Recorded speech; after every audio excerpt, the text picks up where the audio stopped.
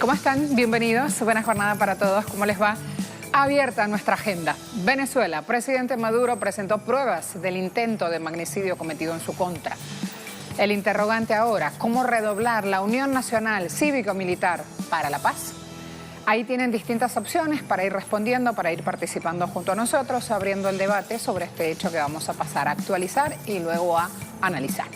En Colombia, jornada de ayer, se hizo la investidura presidencial de Iván Duque, mientras que en las principales ciudades marchaban por la paz y por la vida. En Bolivia empezó el seminario América Latina en disputa. Distintos desafíos de nuestra región aparecen allí en medio de los debates. Cómo protegernos, entre ellos de las agresiones imperialistas y del avance neoliberal en la región.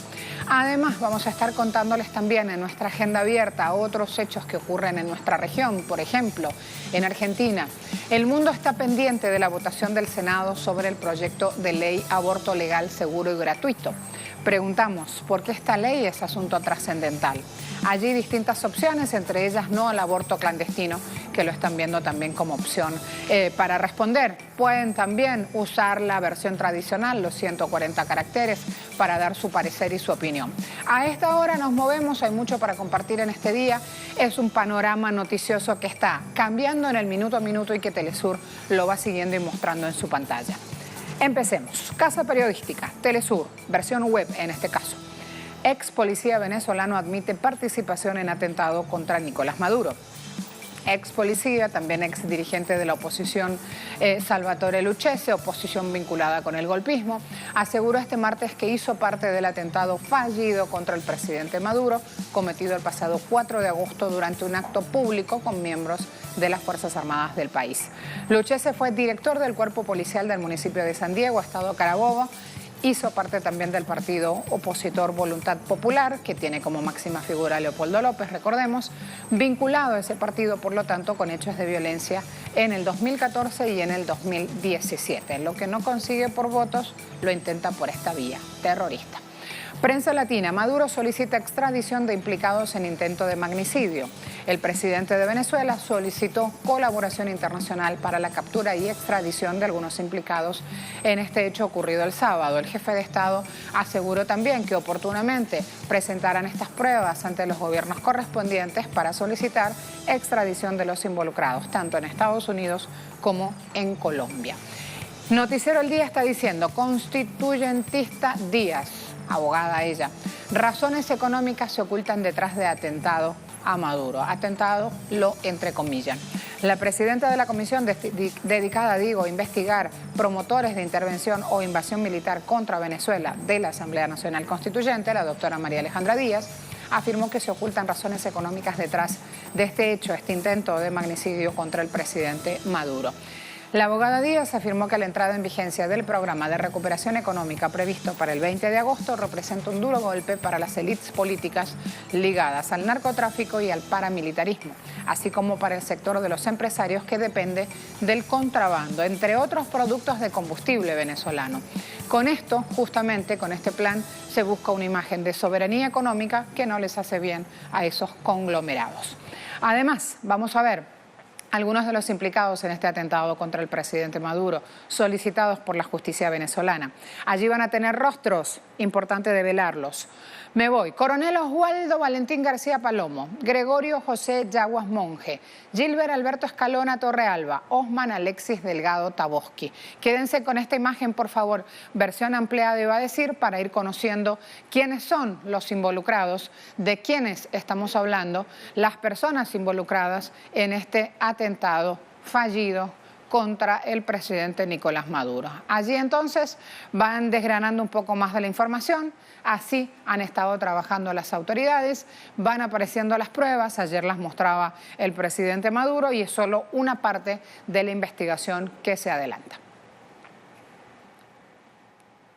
El presidente Maduro presentó además una fotografía de los implicados en este intento de magnicidio en su contra. Hablamos de Mauricio Jiménez Pinzón, encargado de la planta de personal global de la Unidad Administrativa Especial Migración Colombia, quien facilitaba el paso de los venezolanos a territorio colombiano. Está referido un oficial de inmigración, tengo su foto aquí, Mauricio Jiménez Pinzón, Mauricio Jiménez Pinzón. Cédula de identidad 79.907.868. Oficial de migración. Código 3010. Grado 18 de la planta personal global. Esta persona era el que tenía que garantizar que los terroristas pasaran sin ningún problema al lado colombiano y llegaran hasta la finca Atalanta para su entrenamiento en Chinácota, para asesinar al presidente venezolano. Este era el oficial que pusieron encargado y lo puso la influencia de Julio Borges en el gobierno colombiano saliente y personalmente coordinado por el psicópata Juan Requesén, diputado de la oposición. Uno de los testimonios relevantes en la investigación de este atentado contra el presidente Maduro fue el del sargento retirado de la Guardia Nacional, Juan Carlos Monasterios. Monasterios reveló nombres de los autores materiales y financistas que residen en los países de Colombia y de Estados Unidos. Soy el sargento mayor de primera Juan Carlos Monasterio Vanegas. Me fui de baja por propia solicitud en el año 2013. Posteriormente yo conocía ya al capitán Caguaripana entre el año 2004-2006. Y me habla sobre, con el tiempo, me habla sobre la operación Paramacay. Yo le dije que no estaba de acuerdo para participar. Me presenta al teniente Pico. Después después de tomar las armas en Paramacay, me pide a mi ayuda que lo vaya a rescatar a La Victoria. Yo procedo a irme para La Victoria y nos quedamos accidentados en el viaje de La Victoria. Él llama a un coronel llamado Sosa Freite, le da las instrucciones que debe irse para la encrucijada de Cagua, allí en Maracay. Ahí yo perdí contacto con él hasta el momento que lo agarran. Posteriormente, en el mes de octubre del año 2017, me contacta el teniente Pico para decirme que todavía sigue en pie la lucha para salir de este régimen. Ahí están teniendo parte de ese video y ahora viene otro. Es el pronunciamiento grabado en un video de un periodista, de Jaime Bailey, en donde revela que él sabía del plan para matar al presidente Maduro días antes del atentado. Días antes del atentado él ya conocía, él ya tenía la información. Mira. Yo me enteré del plan durante la semana. Mis fuentes, que generalmente son confiables, me llamaron, me conminaron a una reunión. Yo no quería ir porque soy perezoso, ¿no? Pero fui. Y los escuché y me dijeron, el sábado vamos a matar a Maduro con drones. Hemos probado los drones en Caracas, funcionan, y yo les dije, hágale. Vamos para adelante. Pero si esto ocurre, yo pensando, estarán fanfarroneando, no creo, estarán delirando. Si esto ocurre, usted no nos va a condenar, no nos va a decir que somos terroristas. Por favor, les dije, ustedes no me conocen, quieren que yo les compre un dron más, avisen.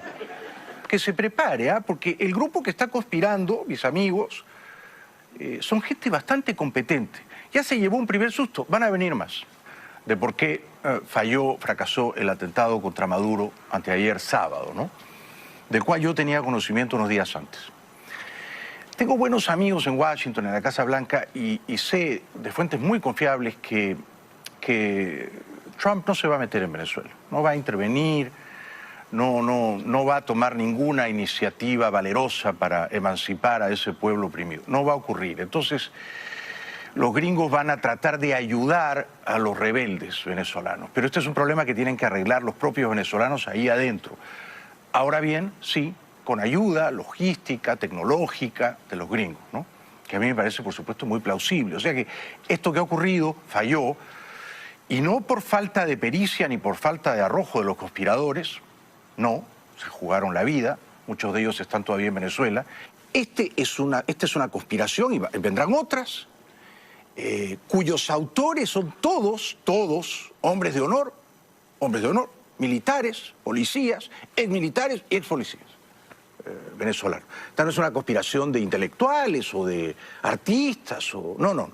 Es una conspiración de venezolanos, todos militares y policías.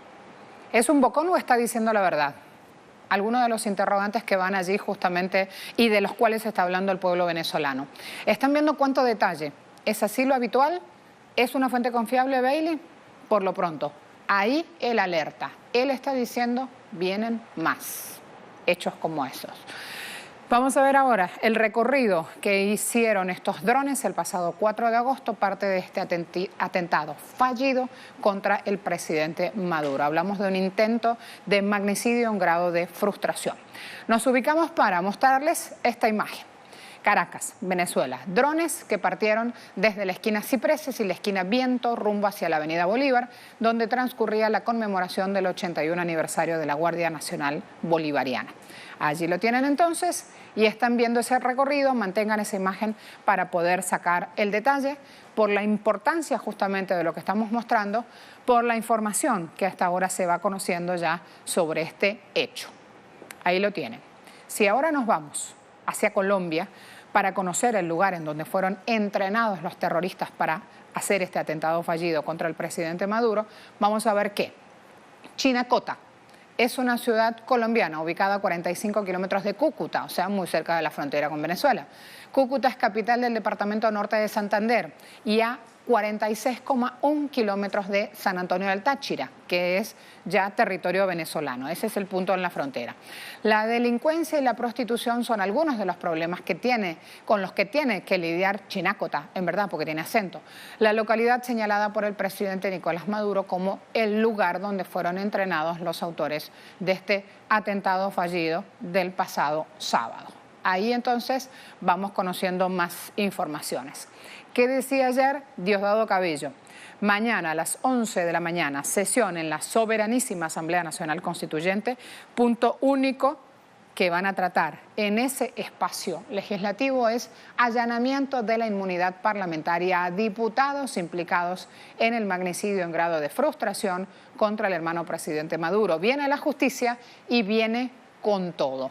Allí tienen la información, esto es red social Twitter, tienen también el impacto en esa red social que ha logrado Diosdado Cabello, la cantidad de veces que han retuiteado esta información y este pronunciamiento, y sabemos entonces que hoy a la mañana se prevé en ese espacio de trabajo tomar esa decisión.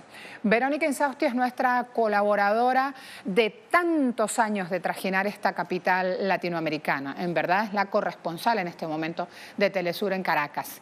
Va a fondo con los detalles y hasta ahora nos cuenta un poco más de esta jornada de trabajo, de la previa, de lo que ha ocurrido desde el mismo sábado. Verónica está en la calle y nos narra los hechos. Bienvenida, compañera. Te sumamos. Gracias, Marcela. Así es, el presidente Nicolás Maduro dio los pormenores de cómo se planificó este atentado del 4 de agosto pasado.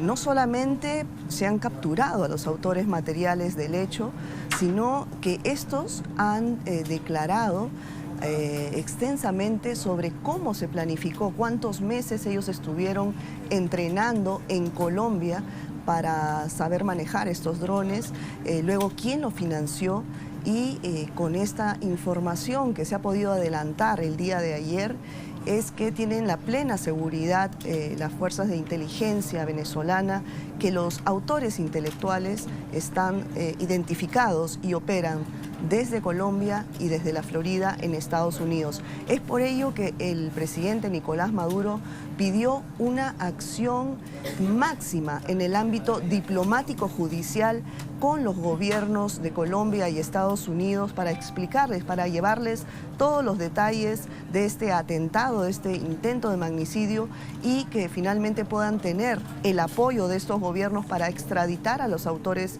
intelectuales, que se va a dar la máxima justicia sobre estas personas. Y no solamente eso, sino que parece que también están identificados unos políticos del sector de la oposición, y sobre esto Diosdado Cabello hoy día ha llamado a una reunión de emergencia en la Asamblea Constituyente para evaluar qué se puede hacer con estos diputados, qué sanciones constitucionales pueden darse sobre estos diputados que han sido involucrados o parte de de este intento de magnicidio. Entonces vamos a ver qué transcurre en las siguientes horas del día y por supuesto vamos a estar informándolos a través de las pantallas de Telesur. Marcela.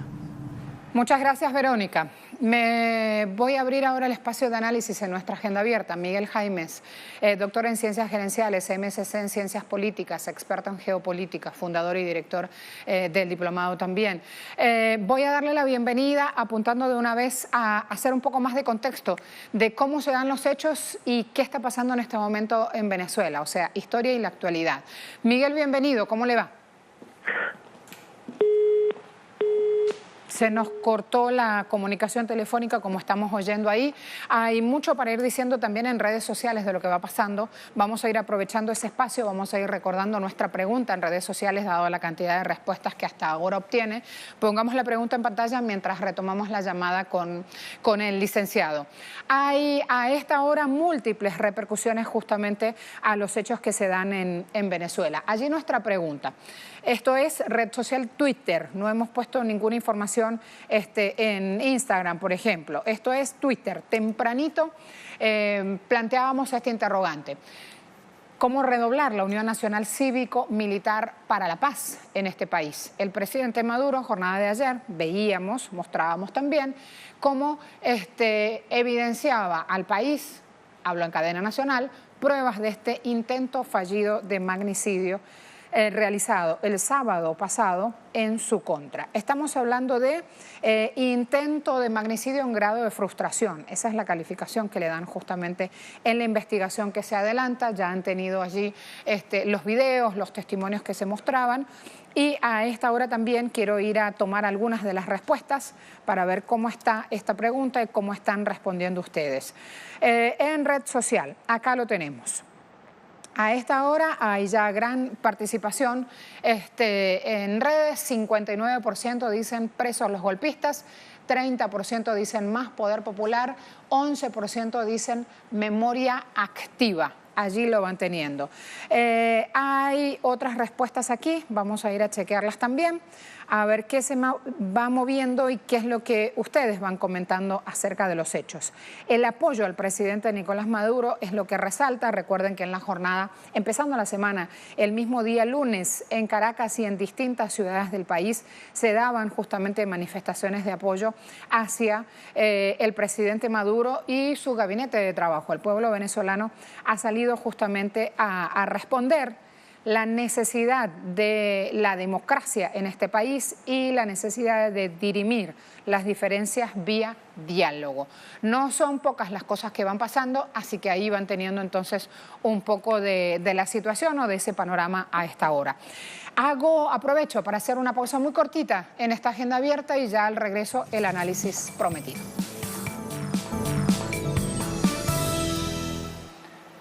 Nos acompaña Miguel Jaimes, doctor en Ciencias Gerenciales, entre otros puntos abordados en su currículum y que ya les mencioné. A esta hora vamos a ir a hablar, a analizar sobre los hechos en Venezuela, este intento del sábado pasado, un intento de magnicidio frustrado ejecutado contra la figura presidencial de Venezuela, contra el presidente Nicolás Maduro. ¿Cómo le va, Miguel? ¿Cómo está?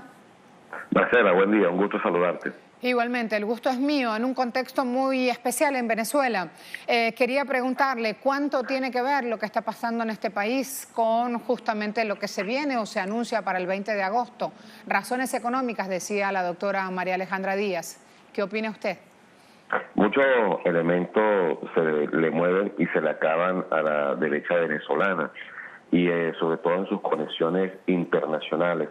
Indudablemente que los pasos económicos que se van a dar en Venezuela afectan primeramente enormemente a nuestro vecino Colombia, quien bajo este nuevo gobierno de derecha del uribismo intenta que Venezuela siga siendo un proveedor falso en torno a lo que ha significado la extracción de cantidad de rubros que nosotros tenemos en nuestro país y que ilegalmente se van hacia Colombia.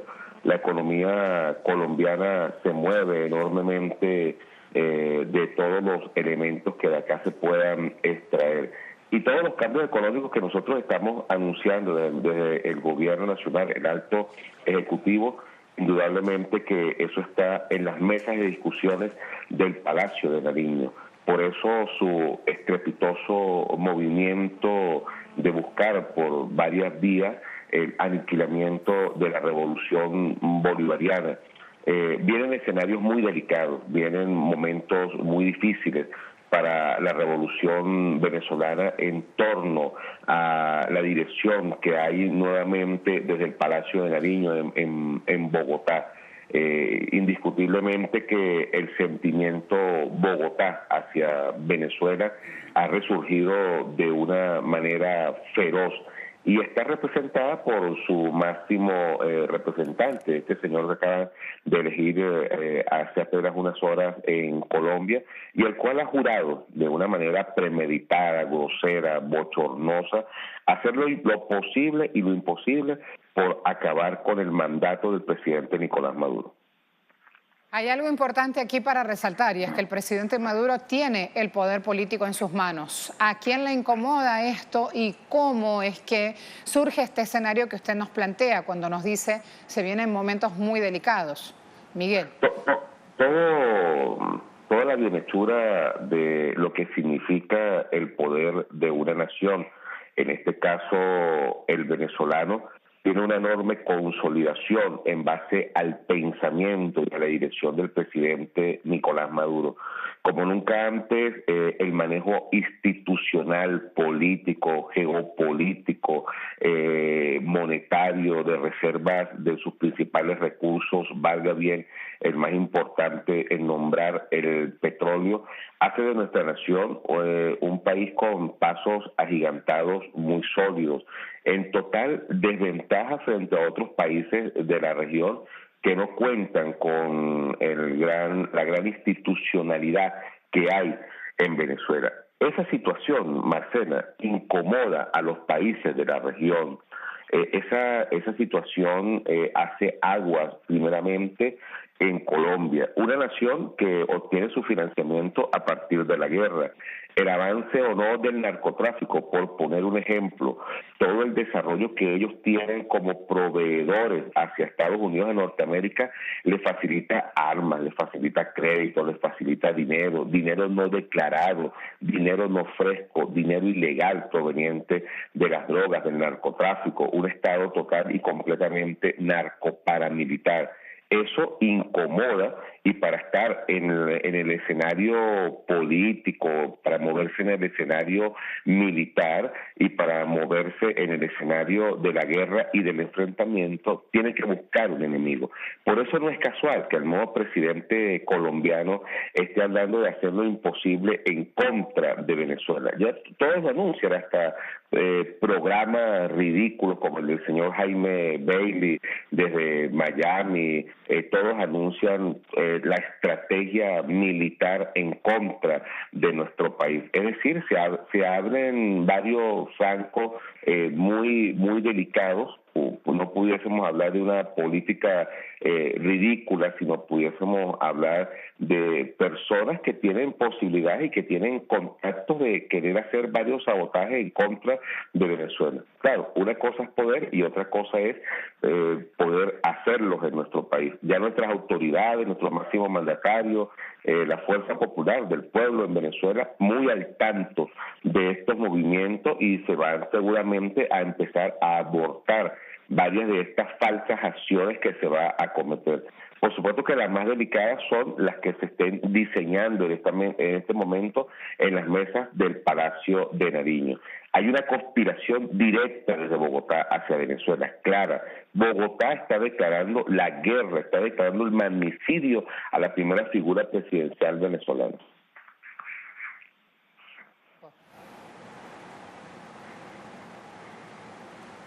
Gracias por su tiempo, gracias por su opinión. Un abrazo, hasta más pronto. Otro abrazo desde aquí, Miguel Jaimes con nosotros. Tenemos que dar los resultados a la pregunta Twitter que justamente están aportando ustedes a la hora de responder. Preguntamos, ante este escenario, ¿cómo redoblar la Unión Nacional Cívico-Militar para la Paz? 60% dice, quienes responden a este interrogante, presos los golpistas. 30% más poder popular, 10% memoria activa. Cuando hablamos de memoria activa es tener en cuenta lo que ha pasado años atrás en Venezuela y elegir justamente si apoyamos, como en su mayoría lo está haciendo, la democracia y la paz en Venezuela, me refiero a la mayoría de los habitantes que vivimos en este país, o si van justamente a seguir los golpistas ejecutando sus maniobras, aupados, apoyados por esos gobiernos internacionales. Y allí la decisión del gobierno de este país de pedir la extradición, de continuar con las investigaciones y que caiga quien caiga, se investiguen los hechos. Pausa rápida, volvemos.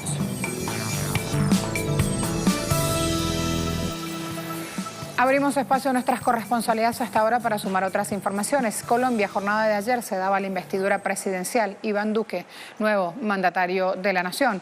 Vamos a reseñar los hechos. Allí mi compañera ya en pantalla. Adelante. Desde las 2 de la tarde aproximadamente en la Plaza de Bolívar se dio inicio a todo el acto protocolario en el que Iván Duque del Centro Democrático, representante de la extrema derecha en Colombia, asumió la presidencia del país. Lo primero que hubo fue un acto cultural que dio inicio a todo este acto protocolario. Luego fue el desfile de los mandatarios que estuvieron acompañando este acto, entre ellos los jefes de Estado de México, Guatemala, Argentina, Bolivia, República Dominicana, Costa Rica, entre otros. Paso seguido fue el presidente del Senado de la República de Colombia quien le dio la bienvenida al presidente Iván Duque y tomó sus votos y le hicieron la imposición de la banda presidencial. Pues bien, luego de esto él presentó su discurso. En él lo que dijo es que seguirá trabajando por la sustitución de cultivos ilícitos, pero también por la erradicación forzada en el país. Habló del asesinato de líderes sociales y de otros temas como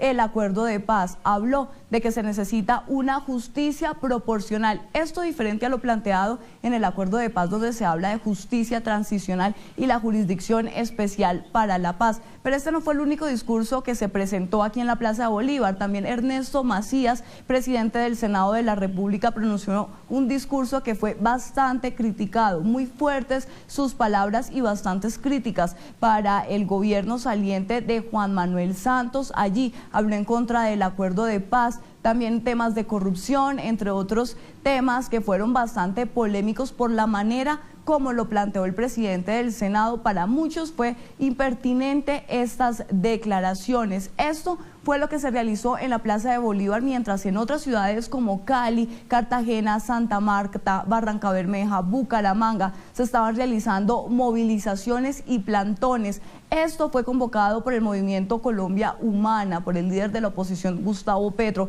que al mismo tiempo que Iván Duque pronunciaba su discurso, él también hizo presencia en una de las plazas de la capital del país y minutos más tarde se pronunció, hizo un llamado para defender la vida, un llamado para defender la implementación del acuerdo de paz. Recordemos que hay toda una bancada en el Congreso que se ha declarado la bancada de oposición y una bancada por la paz. Desde el Congreso serán ellos los encargados, ellos mismos lo han dicho, los abanderados, de defender el proceso y la implementación del acuerdo de paz, proceso que ha sido respaldado por diferentes comunidades. Desde el Cauca, miles de campesinos e indígenas llegaron hasta Santiago de Cali, la capital del Valle del Cauca, para apoyar la manifestación que se hizo en el suroccidente colombiano. Pues bien, estos fueron los dos panoramas que se vivieron durante el día de posesión este 7 de agosto. Por un lado, todo el acto protocolario en la Plaza de Bolívar y en las principales ciudades del país, actos de oposición al gobierno de Iván Duque. Muchas gracias, Paola. Allí tienen de lado y lado las distintas acciones que ocurrían en Colombia, Asunción, y por otro lado protesta del pueblo colombiano. Me voy con Freddy Morales a Bolivia porque hoy comienza el seminario América Latina en Disputa. La idea es llevar adelante justamente debatir sobre estos desafíos, cómo vamos a luchar contra estas agresiones y cómo vamos a parar el avance del neoliberalismo en la región. ¿Por qué no nos incluye? ¿Por qué no nos tratan bien? Freddy, adelante. Buenos días. En la ciudad de Santa Cruz empezó anoche el Seminario Internacional América Latina en Disputa, que reúne intelectuales y pensadores de izquierda que debaten alternativas frente a las agresiones externas. Este encuentro, que llega a su tercera versión, es auspiciado por la Red de Intelectuales y Artistas en Defensa de la Humanidad y otras instituciones. El seminario se prolongará hasta el jueves. Entre los panelistas invitados están el expresidente de Honduras, Manuel Zelaya, el luchador puertorriqueño Oscar López Rivera, el argentino Atilio Borón, el venezolano William Castillo y el ministro boliviano de Gobierno, Carlos Romero.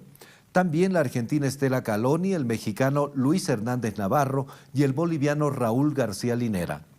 Entre los temas que se desarrollarán en 5 paneles están reflujo del cambio de época, ofensiva imperialista y alternativas desde las izquierdas, qué hacer frente a la ofensiva continental de golpes de Estado, bases militares, guerra económica e injerencia imperial, golpes blandos, manipulación informática, guerra jurídica y disputa cultural en el ciclo progresista.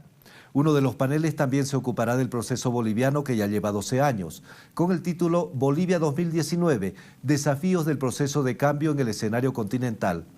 La clausura será en un coliseo de los barrios populares de Santa Cruz, donde se espera la proclamación del 9 de agosto como Día Internacional de Condena de los Crímenes Estadounidenses contra la Humanidad, dijeron los organizadores.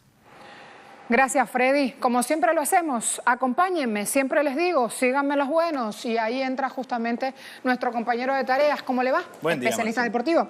Hola, amigo. Gracias. Bienvenido, don Fernando Núñez, alias el Yuki. Ya tengo una etiqueta ya en redes. Se lo ve posicionado, ya iba a decir, con su nombre comercial, ¿eh? Nadie lo conoce por Fernando. Ya de hecho unos vecinitos, amigos míos, me llaman Yuki. Sí. Arranque nomás, compañero. Vamos a hablar de la Vuelta a Colombia, Marcela, y es que precisamente, como lo decíamos, esta Vuelta a Colombia llegó a su segunda etapa. Diego Ochoa ganó el segundo escenario. Allí Rodrigo Contreras sigue de líder. El ciclista de EPM ganó la fracción con tiempo de 3 horas, 33 minutos y 51 segundos y su compañero continúa al frente de la general. Se impuso así Ochoa este martes en la segunda etapa de esta Vuelta a Colombia, disputada entre Palmira y Armenia, en la que su compañero de equipo, Rodrigo Contreras, como ya lo decíamos, mantuvo ese liderato. Juan Molano ganó la etapa 1, mientras que entonces Contreras sigue de líder. Vamos a hablar de otras informaciones, tienen que ver con el baloncesto de Venezuela. Se ha generado polémica en la gran final de este deporte en el país. Es que el 7º juego de la Liga Profesional de Venezuela fue suspendido este martes en horas de la tarde por parte de la Comisión Técnica. Esto debido también a la protesta de Trotamundos de Carabobo, que exigía entonces una alineación indebida. Allí Trotamundos y Guaros tendrán ahora que esperar al menos hasta este jueves a que la Comisión Técnica de la Liga decida cuándo se va a jugar el 7º y decisivo partido de la gran final. El motivo de la suspensión fue el encuentro fue por la alineación de Gregory Vargas, quien había sido suspendido por 6 encuentros debido a incidentes en el tercer choque disputado en la ciudad de Valencia. Cabe destacar que Vargas apeló esa suspensión para poder disputar el 6º encuentro en la ciudad de Barquisimeto, hogar de los Guaros de Lara, y la Liga Profesional de Baloncesto el día de ayer había emitido el comunicado en el que Gregory Vargas podía ser alineado. Sin embargo, debido a esta protesta, ahora se extiende. Como ya lo decíamos, hay que esperar al día jueves para ver cuándo continúa la gran final. Vamos con otras informaciones. En el mundo del fútbol, hoy continúa la acción del Mundial Femenino Sub-20 que se está disputando en Francia, y con estos encuentros importantes, Brasil estará chocando ante Inglaterra.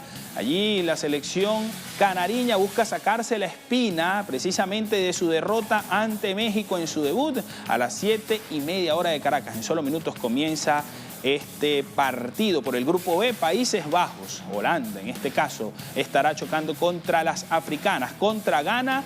Por el grupo A, Corea del Sur enfrentará a la delegación de México, que ya van con esa victoria ante Brasil, y Francia busca defender la casa ante Nueva Zelanda un poco más tarde, ya a las 1:30 de la tarde, hora de Caracas.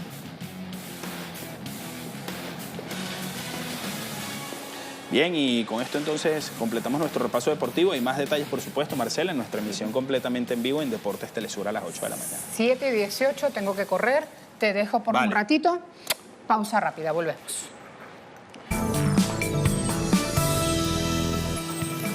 Fijémonos ahora en este punto, se da en Argentina, ya abrimos nuestra casa periodística, tiene que ver justamente con esta identificación. Hoy en Argentina se está discutiendo en el Senado el proyecto de ley que justamente enciende tantas repercusiones y que el mundo está hablando. Telesur dice, aborto en Argentina, 4 razones para una votación histórica. Hoy se da esta votación. Allí nuestra multiplataforma va siguiendo el tema. Argentina se prepara para una de las decisiones más importantes de su historia. Sí o no al aborto, seguro, legal y gratuito. Esa es la denominación correcta. ¿Por qué? Porque miles de personas como yo mueren en Argentina. Es justamente uno de los índices que vamos a ir a revisar ahora. ¿Por qué? Porque mueren en operativos de aborto clandestino. Eso es lo que se busca echar abajo. De allí en más, cada uno con su conciencia y con su decisión lo hará o no.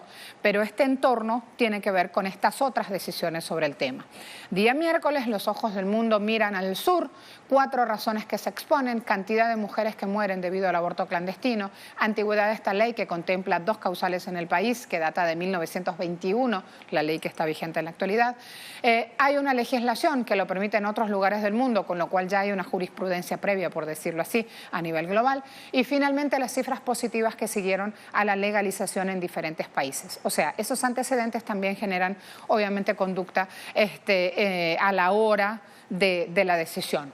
En tiempo argentino están diciendo marea verde, así. ¿Cómo será el día más esperado? Este portal nos muestra cómo serán las manifestaciones en esta jornada considerada histórica.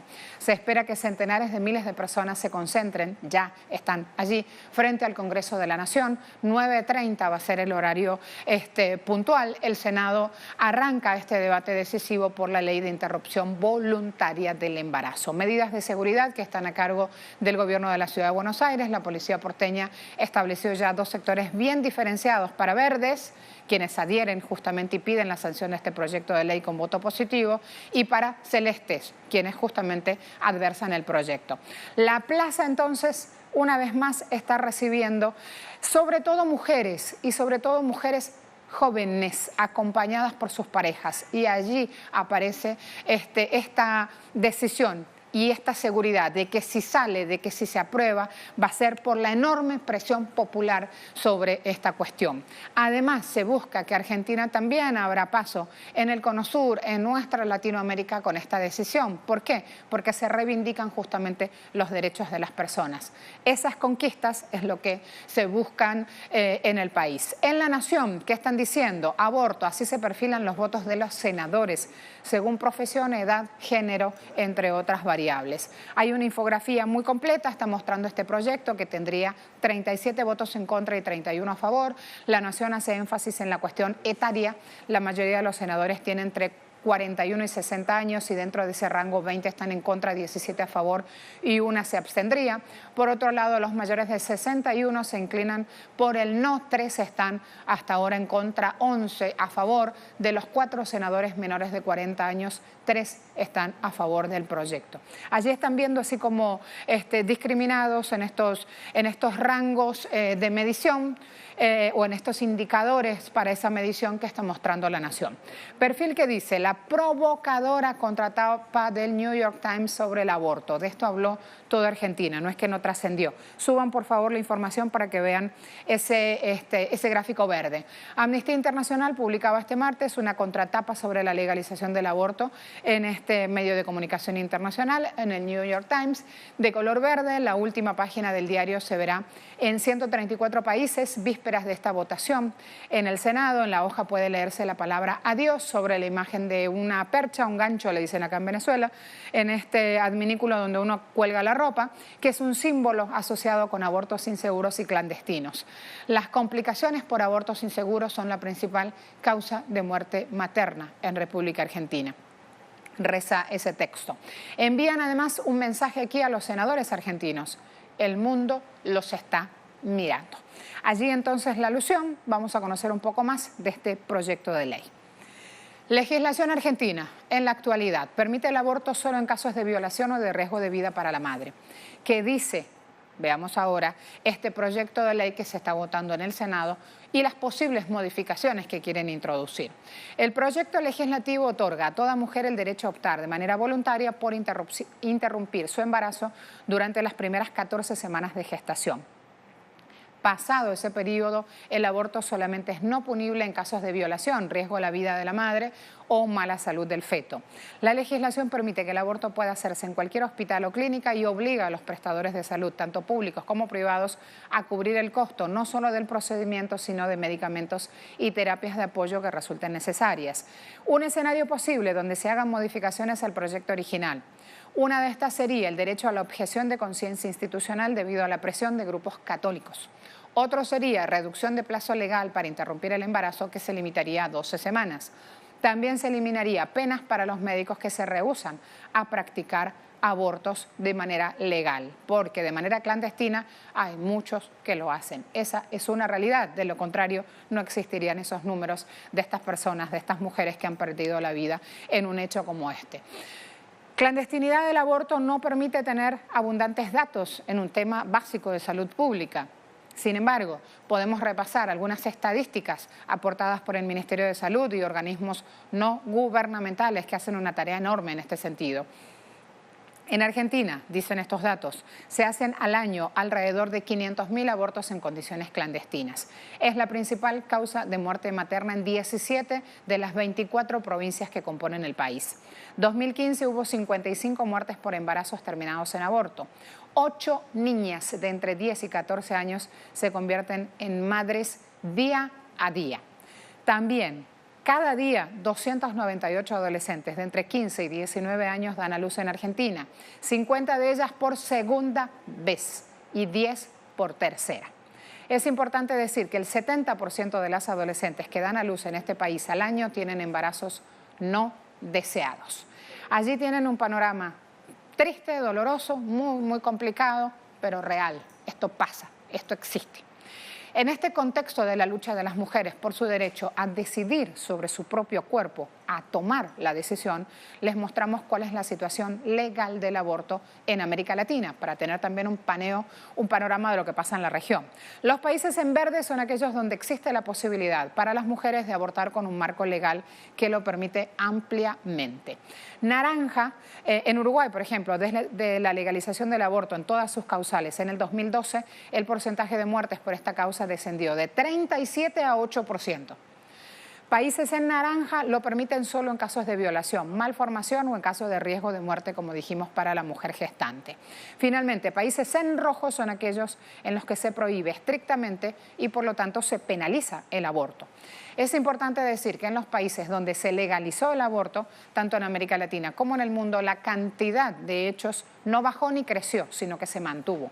Pero lo que sí bajó fue la cantidad de muertes por condiciones inseguras del aborto, reduciéndose en consecuencia la mortalidad femenina. Ahí el punto en cuestión. Me acompaña María Alicia Gutiérrez, socióloga, docente, investigadora de la Facultad de Ciencias Sociales de la Universidad de Buenos Aires, integrante de la campaña nacional por el derecho al aborto legal, seguro y gratuito. María, bienvenida, ¿cómo te va? Hola, ¿qué tal? Buen día, ¿cómo estás? Aquí vamos, pulsando justamente lo que se espera ocurra hoy en nuestro país, porque si bien bueno, soy criada en Santiago del Estero, así que también soy argentina, María. Decíamos que esto es vital para nuestro pueblo, porque lo que se busca es bajar la mortalidad de nuestras compañeras. Creo que ahí es el punto fundamental, con toda la pedagogía que hay que aportar sobre el tema por la acción que hace justamente la Iglesia Católica. Quiero darte la palabra para resumir el sentir hasta ahora y cómo se han estado preparando para este momento, María. Bueno, mira, como vos bien detallaste en tu informe muy completo, evidentemente este es un problema serio y grave de salud pública en Argentina y en el contexto en general de América Latina, ¿no? Y por eso es muy importante lo que pase hoy en Argentina, por el impacto y el reflejo que esto puede tener en la región y que de hecho ya estás teniendo. Pero también para nosotros supone otra cuestión, y que es una cuestión de desigualdad social. Queda muy claro por los datos, las estadísticas y los registros, los que puede haber, obviamente, por la condición de la clandestinidad, que quienes tienen recursos económicos y simbólicos, no solo económicos, pueden acceder a un aborto seguro, y quienes no lo tienen son los que engrosan este número o esta estadística que vos decías de mortalidad materna, pero no solo de mortalidad materna, sino de morbilidad, o sea, enfermedades crónicas que afectan seriamente la vida de las mujeres. Bueno, sin ir más lejos, hace una semana murió en tu provincia Liliana Herrero, de 22 años, por un aborto clandestino, y en este momento en la provincia de Mendoza hay una mujer debatiéndose entre la vida y la muerte por un aborto en condiciones de inseguridad. Pero además nosotros pensamos que supone otra cuestión, y que supone una cuestión que la campaña la tipifica como una enorme deuda de las mujeres y todas las posibilidad de elegir con autonomía y libertad las decisiones sobre su propio cuerpo y sobre sus propios proyectos de vida, evidentemente es una democracia de segundo orden o una democracia en altísimo grado, de grado, digamos, limitado de toda esta conjunción. A conocer, y es el tema económico sobre la cuestión, porque sobre eso nunca nadie nos ha hablado, y me sorprendí inclusive cuando los primeros números, las estimaciones económicas indican que en un hospital o en una clínica en condiciones justamente que permita la sanción, el voto positivo de este proyecto de ley hoy, se baja a 1.500 o a 2.000 pesos una operación, una intervención de este tipo, mientras que en el mercado clandestino obviamente cuesta 6 o 7 veces más. Así que también bajar el mito del tema de los costos económicos me parece importante, María. Sí, claro que es muy importante, y eso lo mostraron varios investigadores con investigaciones validadas científicamente en las exposiciones que se hicieron en las dos cámaras. Y es muy importante porque parte de los antiderechos acusan que no se quiere que se pague con sus impuestos esta práctica, que esto va a incrementar los costos del sistema, por lo tanto las provincias no se podrían hacer cargo, y varias cuestiones más.